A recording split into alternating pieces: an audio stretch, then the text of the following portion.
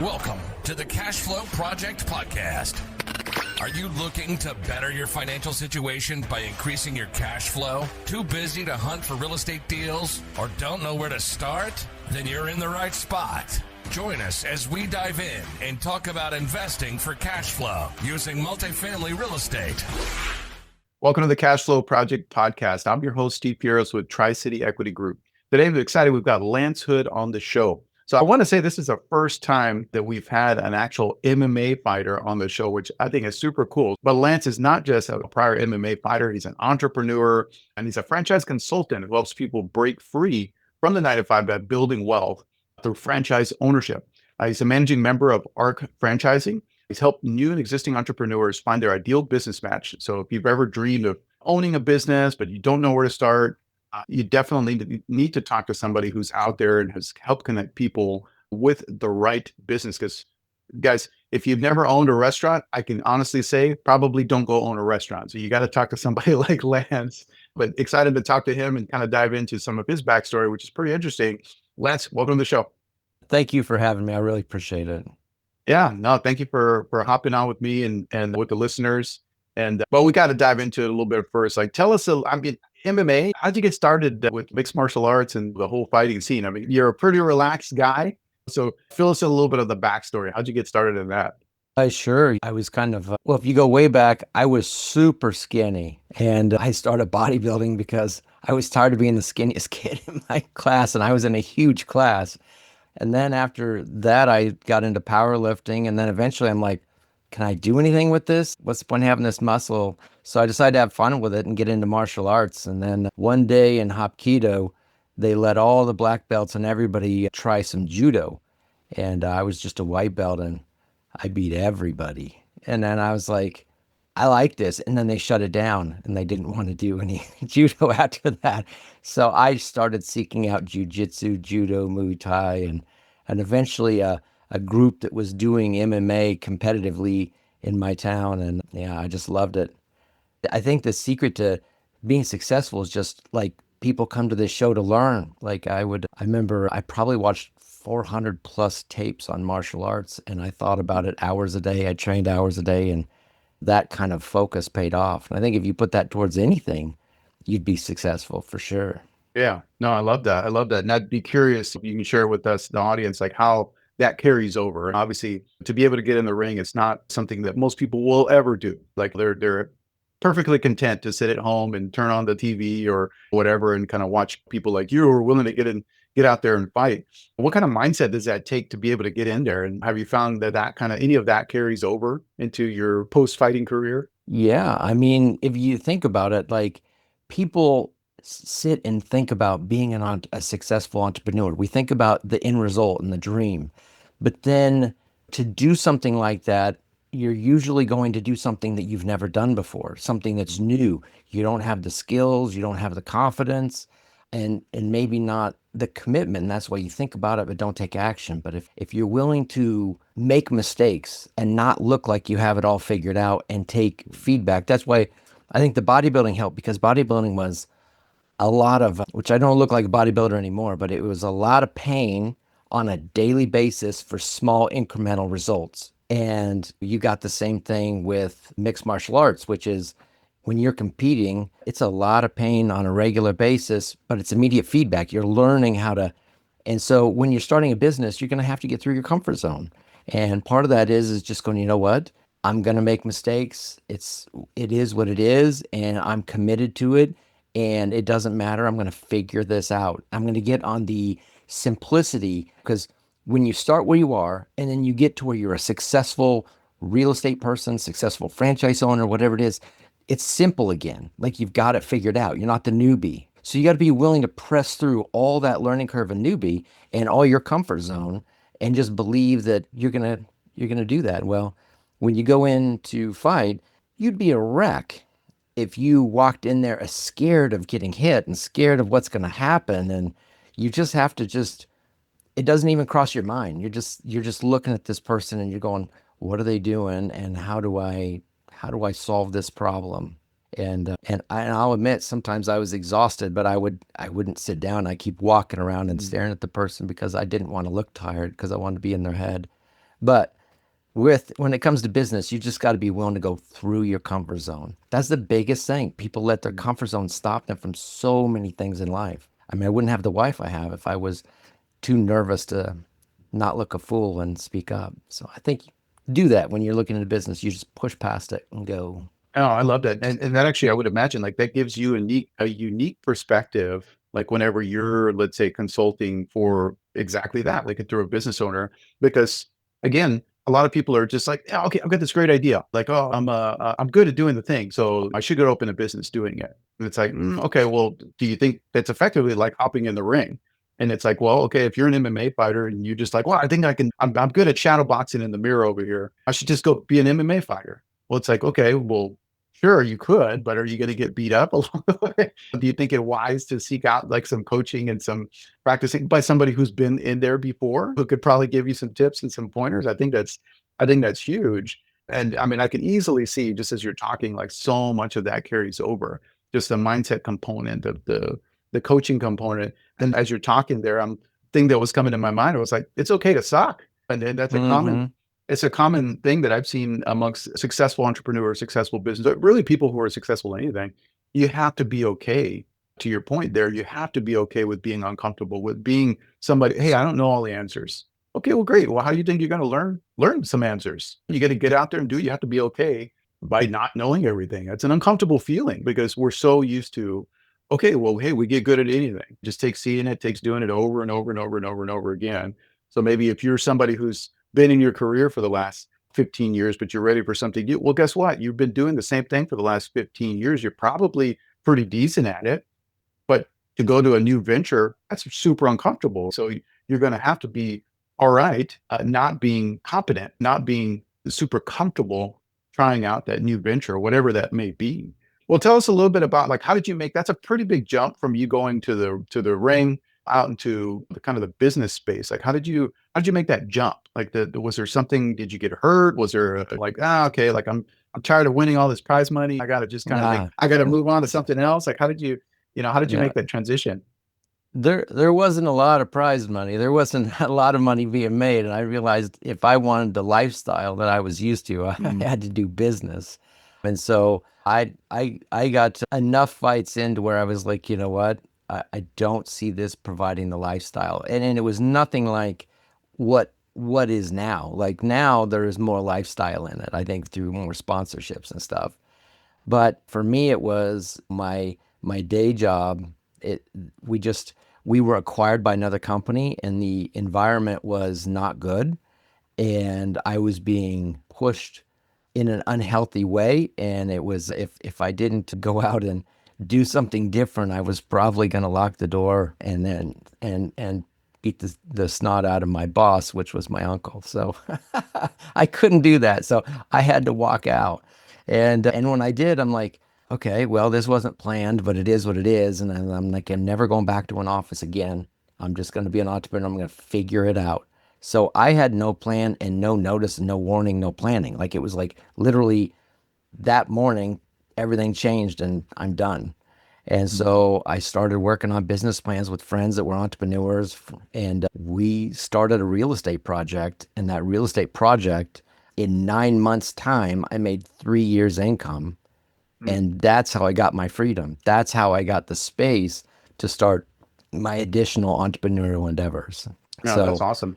so yeah, it wasn't like a planned. It was just like I needed to shift. I had to be in I think a calmer, more positive environment where I was able to use my skills. And if you think about it, a lot of people that get into entrepreneurship are used to being like managers or the most responsible person on a crew. So you're already doing the hardest work for the guy above you that makes more money than you that's doing less work. So you're just going up one level usually. Like you're not gonna, and you might work harder when you're getting started because there's things you have to learn. You have to learn leadership, you know. That's a big thing. You cannot be at the same mindset where you're just being told what to do. At that point, you're a leader and you have to be comfortable with directing people, and you have to direct people in a healthy way to where people want Mm, to perform for you when you're not there. Because if they don't respect you, they're not going to perform when you're not there, and maybe even to your face. So there's some growth and some experience, and you just have to be willing to figure it out and act appropriately. And I think the difference between an entrepreneur and an employee and a franchisee is that you have the employee that you're used to being directed what you do because you get a secure paycheck.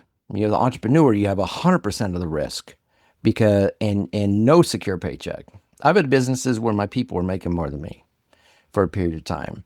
And then in the middle, you have the franchisee. And the franchisee is like in the middle of a full entrepreneur with their own crazy idea and the franchisee. So they have the structure and they have the team and they have the other franchisees is that's their community and brotherhood. And then you have the brand and you're just kind of like in the middle and you're leveraging the system. The most successful franchisees I have spoken with, they look at a franchise system not as necessarily this business where I'm going to put all my own ideas into it. They just look at it as something to leverage. They're just leveraging it and moving on. It's one of their things. It's not the thing.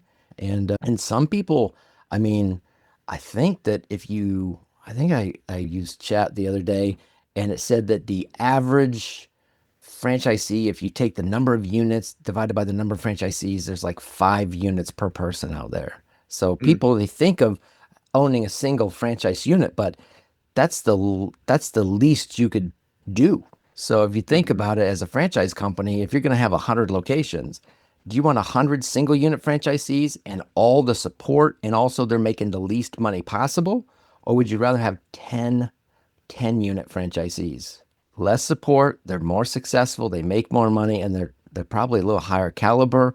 So it's like there's systems that will work with people at every level, but the reasons they talk to you about multi-unit ownership, you're also more committed as a multi-unit franchisee, and you don't open up all of them at the same time. You open up one, but you own the territories, and then you flip open number 2, and then eventually number 3, 6 to 12 months apart, whatever. So it's all scheduled as a plan for your success. Everybody's helping to vet out to make sure it's right. But yeah, there's a lot to it. Oh, for sure. Yeah. Well, before we kind of dive into, I think some of the franchise, some of the lingo, because a lot of our listeners, they are familiar with the franchises, but quite a few of them, I think, aren't. So even talking with some of the different verbiage, some of the concepts, it may not be as familiar. But before we kind of dive into that, I do actually want to go back to a little bit of what you were talking about there. As you were talking, it immediately made me think, oh gosh, like a lot of times people are working for the businesses who are making more money than them, or they're just kind of climbing the ladder, so to speak. It made me think, oh, that was you. You're doing all of the work as an MMA fighter, but the guy's actually making more of the money. And this would go, I think, to most of it anyways. It's like the people that are making consistent money is the promoters, like people who own the business. And so I was thinking about that, like, man, you're putting in all the work, training, and getting beat up, and and then but at the end of the day, it's like, well, hey, the guys running the business, running the operations are always going to make the consistent money. So because they're owning the business itself. And so like you just had, okay, well, hey, let's just mentally, I got to climb the ladder here a little bit. Also too, and you touched it right there. Like, hey, you pop something in the chat. AI is probably not going to be something we'll dive into real deep on this show. But guys, it's coming for a lot of different jobs, a lot of different opportunities. But with that creates new opportunities. And one of the things that kind of stood out to me as you were talking, it's like, well, look, you either got to make the decision or it's going to be made for you. A lot of people are like, well, hey, I've been doing the same job for 20 years. I'm irreplaceable. Well, guess what, guys? I will tell you, the more income streams that you have, the more protected that you are. So if you have Lance talking about, okay, well, hey, I'm going to have multiple locations, let's say with even in a given franchise, or I'm going to have more units. It's like, okay, well, guess what? Every one of those is another foundational piece to where you would want to go towards, like I say, financial freedom. Having one location, you're still a lot more vulnerable than having multiple, maybe in different business sectors or whatever, different locations.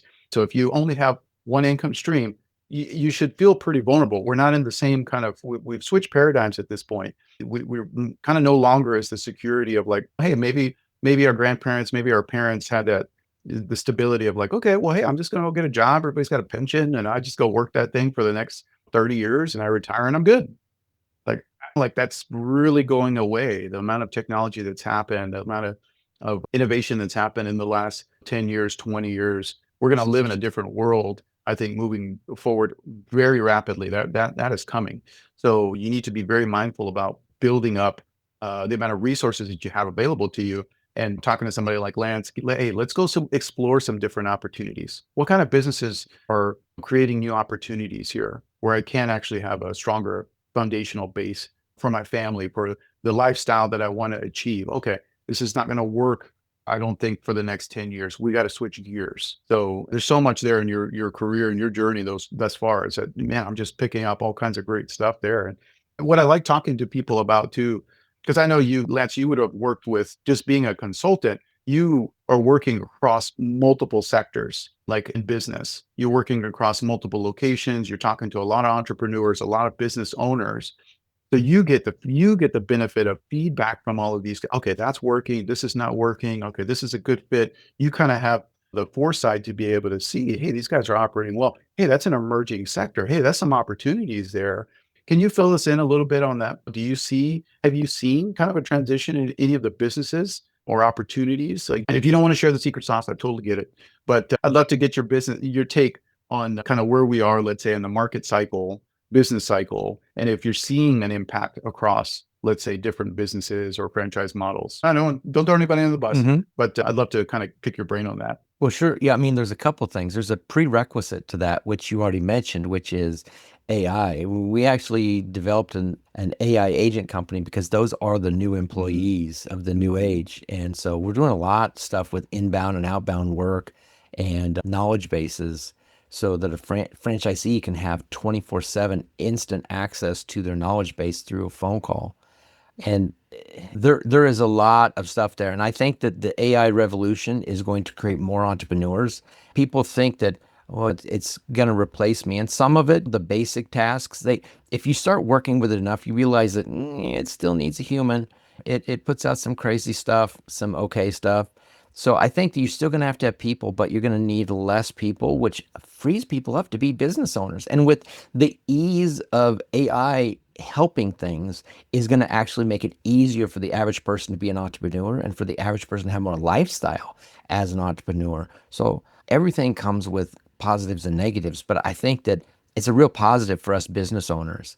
And I think that as far as the franchise industry, you're going to see elements of that helping people to assist with planning, assist with, you're going to be architecture, with cost savings, with your marketing, with your social media, your lead acquisition, with your training and support. It's all going to be there to assist you. And then the industries, you look at, well, some of the industries I consider core industries. So think about all those home services where if something went wrong, you would be in trouble. You're not necessarily going to have AI or Amazon fix a pipe that explodes in your walls. You're in northern Minnesota and the heat goes out in the winter. That's serious. You're in Phoenix and the air conditioning goes out in summer. That's serious. If you have no power, I mean, it's not like you're going to wait 4 months to fix it. Like, we'll fix that next fall. Like, you're going to fix it today. And you need local services to do these things. And there's always new cool technology. As you mentioned, food is something to where if you have a background in food and you have success in that, I would say, then let's stay with that. And if you are new, I would say maybe I wouldn't start there. And if you disagree with me, just watch Restaurant Impossible or any Gordon Ramsay show where they do makeovers. So it's a lower profit margin, but there are profit margins in some franchise industries right now that are 20, 30, and I have seen almost 50% net margins. So incredible margins, and those give you a cushion to be successful because you don't have to worry about one little thing goes wrong and then where's your profits for the month. You have so much financial cushion. So yes, you see technology happening, but some of these services are just needed. Things that are always going to be hard is going to be like food, fitness, retail. And the reason is this: you have a business that is very capital heavy. So think about the cost. You're looking at something that's 500, 800,000, a million, 2 million, and then you're selling a $10 unit, and it's not $10 a profit, it's $10 unit. So, and if it's food, if you're doing it right, it's like 2 times food costs. So you got one third profit. So you got $3. So If you see a line of people at a drive-through, I'm like, look at that line. Well, $3, $9, $12. It's not what you think. So I would say that getting things that have a smaller startup cost, that have a higher profit margin, that are just needs. And the big thing is another thing I see people when you look at these industries is they look at, well, what's hot and what's needed. I would say that I would focus on the things that you're not going to live without, you're not going to outsource. And those are simple industries and they're making more. In fact, one of the secrets of franchising is people think that if there's 5 people doing it in town and a 6th person comes in, we're all going to get 1/6 of the business. It's not like that at all. It's whoever has better positioning and better marketing. They can come in, like Walmart doesn't come in and just get an equal proportion of the business in town. They suck it up like a Hoover vacuum. And that is what happens with great positioning and marketing. Some of these brands, when they come in, you think, well, I'm going to come in and I'm brand new. And these people already have like 10 service trucks. Well, when you talk to the brand, they're like, our average franchisee has 12 service trucks and we have 330 locations. We're not even the same planet. You might be new, but you're on the winning team. Like our buying power, our knowledge of marketing. So it's like, it's not as scary, but you do have to commit to the process. You do have to be professional and you have to be willing to go against that comfort zone. Find that well inside yourself that doesn't, that stands up and is consistent no matter what. Because I think that who you are as a person, your mindset is just as key as everything else. People think it's the business that's going to make you successful. That's only part of it. It is how you approach life. It's who you are on the inside. No, that's great. Well, I can already kind of hear some of our listeners tuning in and listening. Well, hey, Lance, that sounds great, Steve. That sounds awesome. But like, I'm already working a W-2. Is that something that I have to leave? Can I start this franchise thing while still kind of working my day job? How much money do I need to start? Do I have to have $500,000 in order to get off the ground here, like to start making this work?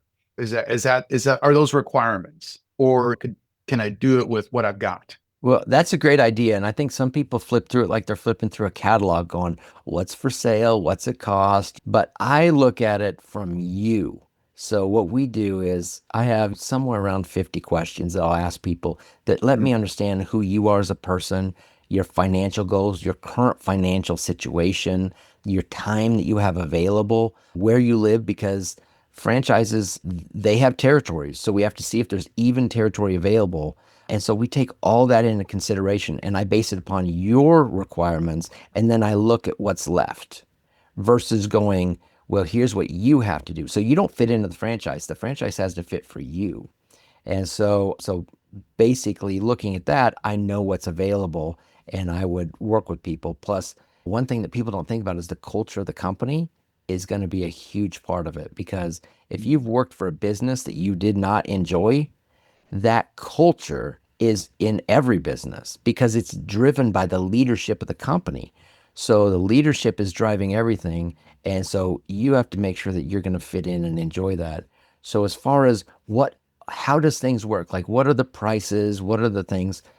If you look at time commitment, which is one of the things you said, there is every kind of time commitment you would want, but the more passive it gets, the less options there are because it's harder to take a random person and have them be just as successful, putting in less time. And so owner operator, which is the most time commitment, there's a lot of those. And you can even run a semi-passive business as an owner operator. You just don't pay a manager and you keep all the money.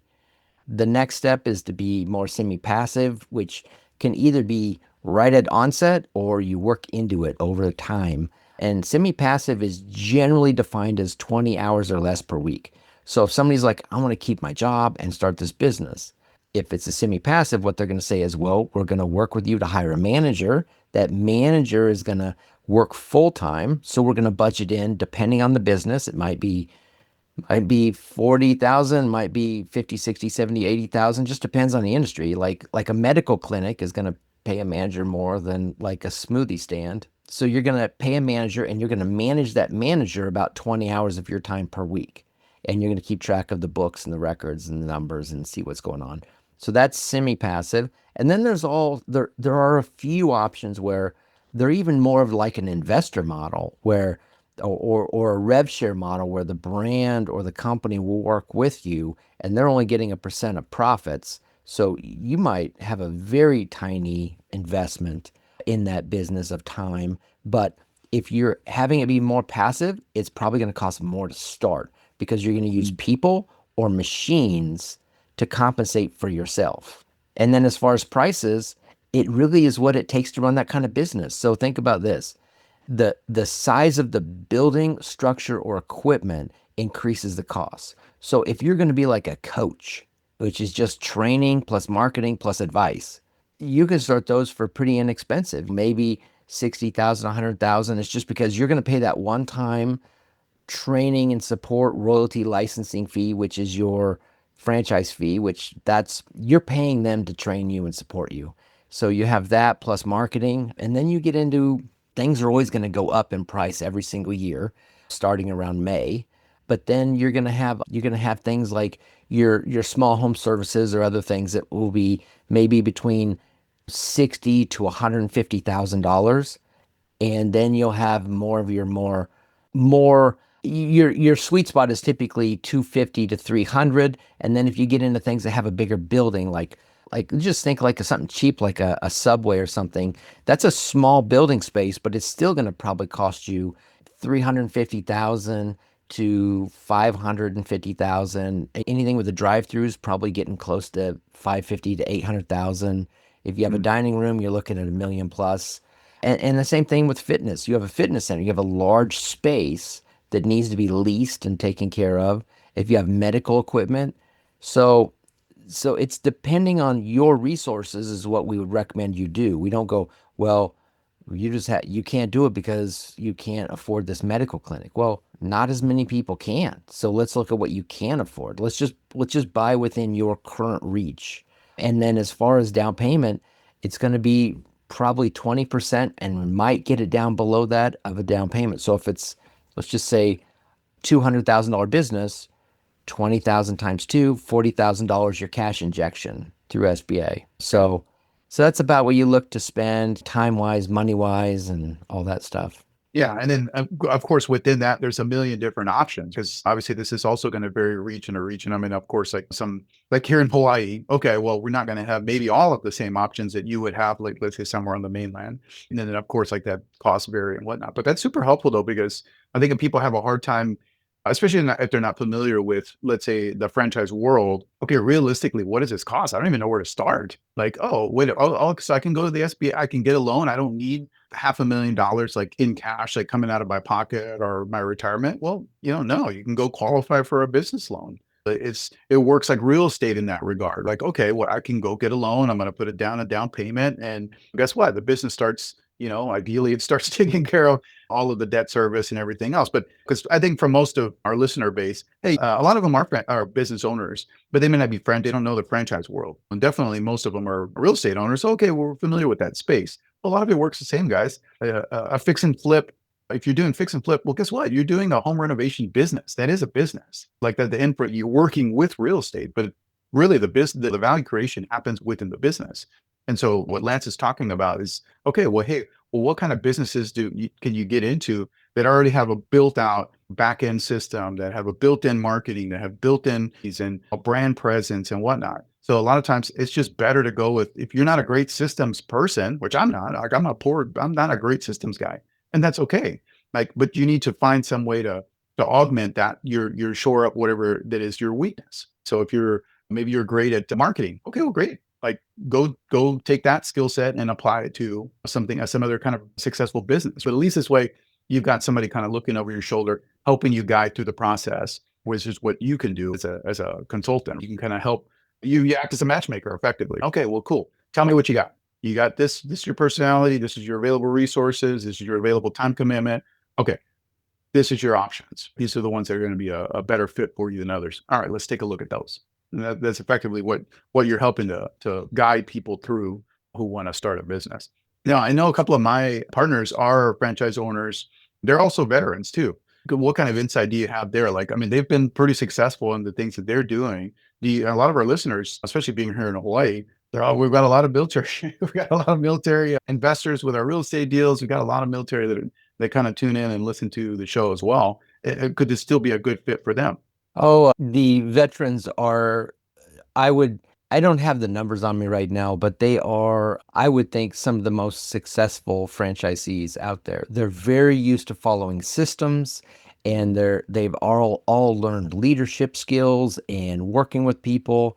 In fact, I just added some endorsements from a couple of my clients. The one guy's former Green Beret, decided he wanted to own a business once he got out, and then another guy's a former helicopter pilot. And absolutely, like, veterans are some of the best people to work with, and they are just I don't know, what do you say, the military set them up for success when it comes to following a system. And so and the whole world of franchising loves them. In fact, almost every brand out there has some sort of veterans discount, where and what that discount would be money off of your franchise fee. So your licensing, getting started, your one-time fee, they would just have a reduction on that goes straight to you. That's awesome. But yeah, definitely, that is love working with veterans. They're disciplined, they're stand-up people.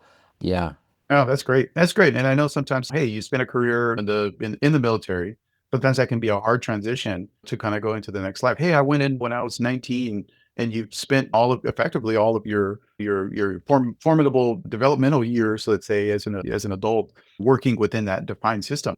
So when you go out into the kind of the private sector, it's a big transition, because it's a really hard transition, I think, for a lot of people. So to be able to go into something like that, like a franchise model, where, hey, you know what, we already have kind of the same SOP, well, not the same, but you have a clearly defined system to operate in. Man, okay, great. Like, you can carry over, like you said, the skill set, the leadership, all of that. And so, no, that's huge. So for all of my veterans that are tuning in, like, hey, make sure you're reaching out to Lance and connect, and at least kind of see what kind of options that you might have out there for you. Well, Lance, this is a point of our show where we transition into something we call our fire round. It's a little bit more rapid fire, brief Q&A. Is that something you're up for? Yeah, of course. Awesome. Awesome. All right. Well, first question, what is the best book that you recommend for the real estate investors? It's always like Rich Dad, Poor Dad, but I don't know what it is. If you got any MMA books or franchising books, Yeah. and I honestly, it could be anything. It could be mindset. It could be business. It's open game, whatever you like. There are so many good books out there. Just to throw out something that might seem different, that people might not have thought of, because business, as well as everything else, is strategy. And if you can take a general philosophy, and learn how to superimpose or apply that to about everything, it changes how you do stuff. And strategy is so much with business, but it's also so much with your mindset and how to interact with things and set yourself up to win. I mean, I always thought that the Art of War was a cool book, Mm-hmm. because you can apply that to so much, including your internal mindset. Yeah. Yeah. It's not just, well, hey, I'm not in the military, I'm not going to war. Like, okay, that didn't apply to me. No, it's about more than that. So, and this comes back to kind of how we started off some of the conversation, is like having an open mind to be Mhm. comfortable learning about things that you don't know about. And guess what?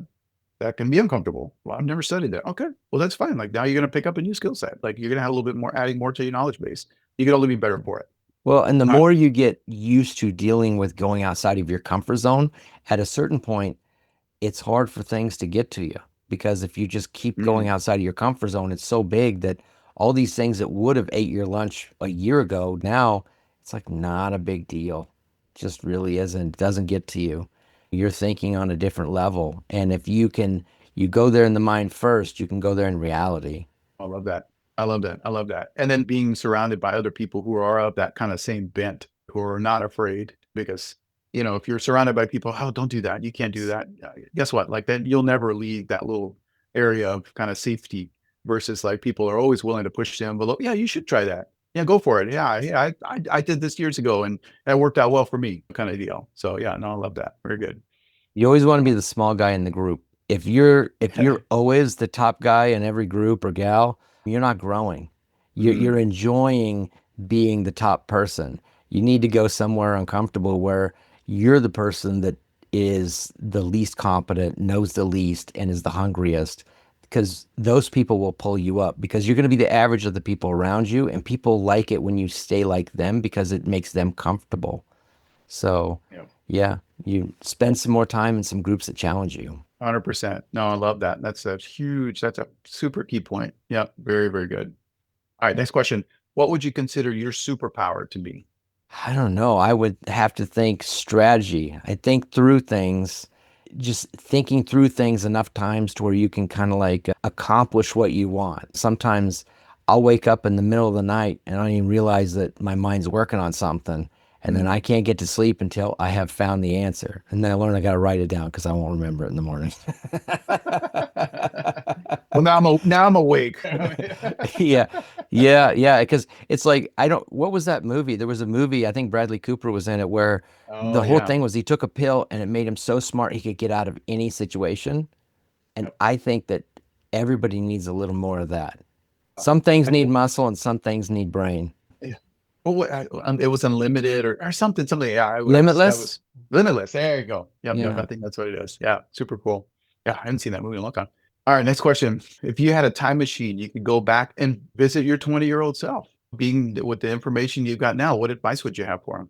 I would say stay focused and go for it because a lot of the things that hold us back is one, we're not productive. So we don't have accomplishment on a regular basis. Like things are just Mm, not changing because you're not putting enough focused effort in to actually get to the other side and get a result. And then the fact of not going against your comfort zone and not being afraid of looking foolish. To get to do something new, you have to be a beginner. So you have to be mm, okay with starting at the bottom every time you do something different. Most people, they never do anything different or they don't try because think about when you were in high school and you don't know anything about basketball and everybody's shooting hoops and making them. You're going to walk up in front of that group of people and throw a basket and not even hit the board every time. You're never going to get better if you don't. But most people don't want to take that risk, that emotional risk. Be okay with being new and then be okay with asking for help. That's kind of mhm. how the franchise system works. You not only have the company, but you have all the other franchisees. You ask the top performers. Don't ask the bottom performers. I don't want to ask the people in the back of the class. I want to sit in the front row and ask the people in the front row. So it's like be okay with. Don't take yourself too serious. Laugh at yourself and just look foolish. People will respect you for it. Yeah. Well, and this too, like that comes back down to who are you surrounding yourself with? Like, who's your support system? You mentioned it with the franchisees. And it's like, well, I can guarantee you guys, if you're working in a W-2, the mindset that working your coworkers working in a W-2 would have is going to be markedly different than the mindset of, hey, if you're in a franchise, you're a franchisee and you go into a room full of them. Like it's just gonna be a totally different mindset. Again, it's not and it's no knock on character or any of that kind of stuff. Oh, I'm better, you guys are better. It's not that. It's just there's a mindset shift that happens when you're willing to step out and do the things that Lance is talking about. You're being okay, you're failing forward. That's all right. But that's a learned skill set that doesn't necessarily come naturally to everybody. Like using your example of shooting the basketball. Okay, well, hey, if you're starting something new, you're not gonna be very good at it. But if you have the encouragement behind you, you've got, hey, that's all right. That's how it was for me. Hey, do this, don't do this. If you've got some people that are like in your corner cheering for you, man, that makes such a huge difference to you being willing to step out and kind of take some perceived risk, right? To learn something new, to not be the expert in the room. And so you won't ever achieve anything if you're not willing to step out there and take on that challenge. So the support system is super, super key. All right. And then last question for the busy working professional, somebody's trying to work towards financial freedom. What advice would you have for them? Well, I would say while you're working a job, take the most advantage of it. Learn everything you can. Be as good as you can. Get as good as you can at every aspect of your job and then plan for your future. You know, like what you want to do. I think just because you're there, if you have to be there, don't dislike it. Go ahead and become the best at it, enjoy it and embrace it. Use it as being paid to learn how to be awesome. And then now that you've earned your freedom, you can move into something else. And maybe it's not a business, maybe it's not a franchise, because business ownership isn't for everyone. For some people, they want to do the thing, the task. Like think about Like you have a fighter and you have a promoter. Some fighters, they have no desire to promote. They just want to fight. So some people, they enjoy what they do for a living. Some people don't want to be responsible as a business owner. But if it's on your heart and if it's been on your heart and it keeps coming back to you as like, I just, you're going to think about that years down the road. So I would say plan for it. Get lean with your expenses and save up and plan for it and learn and get ready. But when you're ready to own a franchise, you don't have to be, you just have to have the money and the will. All the other stuff we can figure out, but just take advantage of the moment you have, whether you start a business or not. Make the most of it. Yeah, no, I love that. That's great. Oh, awesome. Well, Lance, it's been a pleasure having you on the show. If our audience wants to get in touch with you and they want to reach out and explore, hey, is this franchise thing for me? Is this going to be a good fit? What's the best way for them to reach out and get in touch? Sure. Well, there's a lot of information on my site, ARC Franchising. You can book a 15-minute spot in my calendar there, and we can just see what makes sense, see what's possible. Again, it's not about trying to figure something out. It's about looking at your situation and see what's available for you right now, where you are. So wherever you are, there might be something. We just have to have a conversation. And I just appreciate you and thank you for having me on. I really appreciate it. Yeah, no, thanks for coming on and sharing your experience, sharing your insight. It truly is appreciated. I think the audience found a lot of value in that. So no, I really appreciate you taking time out of your day and hopping on with us. Thanks so much, and hopefully we see you out there in some future franchise businesses, Yeah, yeah. and not in the ring. Yeah. No, I know. My whole basement is still a gym. awesome. Awesome. Well, Thank you, Steve. well, yeah. Thanks so much, Lance. We'll catch you on the next one. Aloha.